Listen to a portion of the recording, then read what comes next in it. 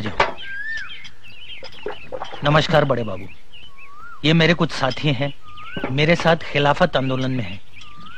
ये अजमल है। आदाब। ये हुसैन है। आदाब। और ये शाहबुद्दीन। आदाब। ये सावरकर हैं, विनायक सावरकर।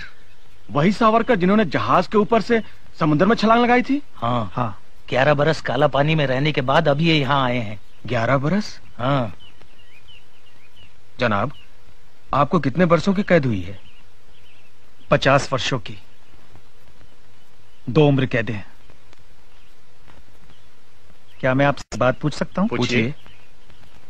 आप वंदे मातरम और भारत माता की जय के नारे क्यों नहीं लगा? हम इस तहरीक में इसलिए शामिल हुए हैं कि अंग्रेज तुर्की पर अपना कब्जा ना जमाए।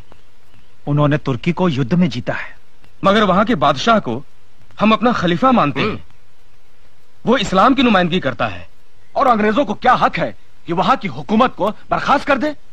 इसीलिए दुनिया भर के मुसलमान एहतजाज कर रहे हैं। गांधी जी तो मुसलमान नहीं, वो फिर भी तुम्हारी मदद कर रहे हैं। तभी तो हम उनके शुक्रगुजार हैं। मगर गांधी जी तो अहिंसावादी हैं, वो तो हथियार उठाने के विरोधी हैं।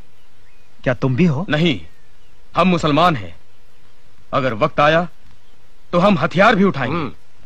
अगर तुम गांधी जी की शिक्षा ही नहीं मानते तो उनके साथ क्यों हो? हम गांधी जी के साथ नहीं हैं, गांधी जी हमारे साथ हैं। गांधी जी क्यों मुसलमानों को उकसा रहे हैं कि तुर्की का बादशाह ही तुम्हारा बादशाह है? क्या वो समझते हैं कि मुसलमान पहले मुसलमान है और बाद में हिंदुस्तानी? मैं अब समझ गया कि मोपला मुसलमानों ने खिलाफत आंदोलन के जोश में आकर हिंदुओं पर इतने अत्याचार क्यों किए।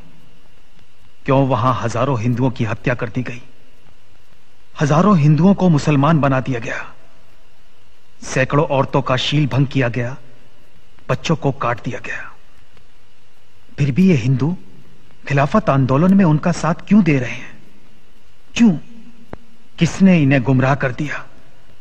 मैं इन्हें बताऊंगा कि वो क्यों गुमराह हो गए हैं। वो भूल गए हैं कि वो हिंदू हैं। उन्हें इस बात का ज्ञान नहीं कि हिंदुत्व क्या है। क्या है हिंदुत्व? हिंदू हमारा नाम है और हिंदुस्तान हमारी मातृभूमि है। सभी हिंदू एक हैं। हमारा राष्ट्र एक है। एक राष्ट्र, एक जाति और एक संस्कृति के आधार पर ही हम हिंदुओं की एकता आधारित है।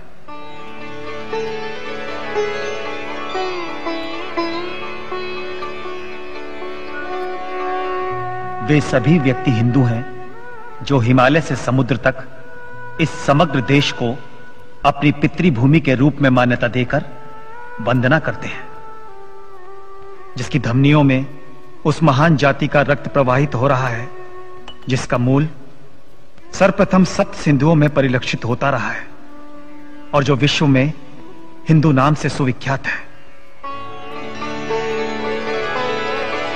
हमारा कर्तव्य है कि हम देश में रहने वाले हिंदुओं, मुसलमानों, ईसाइयों और यहूदियों में यह पवित्र भाव जागृत कर सके कि हम सबसे पहले हिंदुस्तानी हैं और उसके बाद कुछ और। भारतीय राष्ट्र का सारभूत विवेचन जो इस काल कोठरी में किया गया, वो सीखचों के बीच में से कैसे बाहर निकल गया और कैसे प्रकाशित होकर लोगों के पास पहुंचा, किसी को कुछ पता न चला।